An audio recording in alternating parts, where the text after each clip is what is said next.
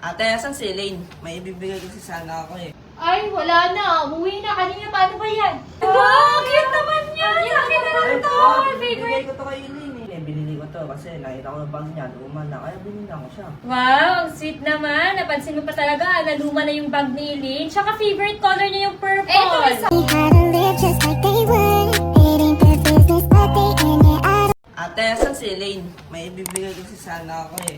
Ay, wala na. Umuwi na. Kanina, paano ba yan? Wow, cute naman yan! Akin na lang to!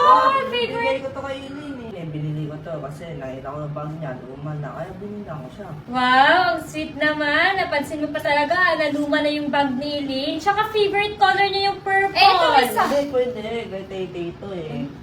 Pero di ba pinapanood mo dati si Eileen? Ba't ngayon parang hindi na namin nakikita na pinapanood mo?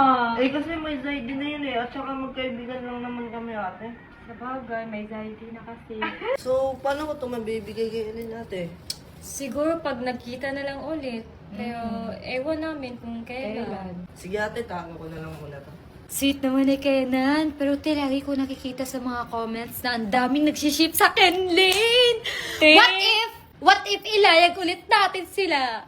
Te, paano na yung Kenteya, te? Te, lubog na yan. Wala na nga nagko-comment na Kenteya. Meron pa kaya? Mag-comment kayo mga Kenteya dyan. Tsaka yung Kenlyn. Don't need no one to tell me how to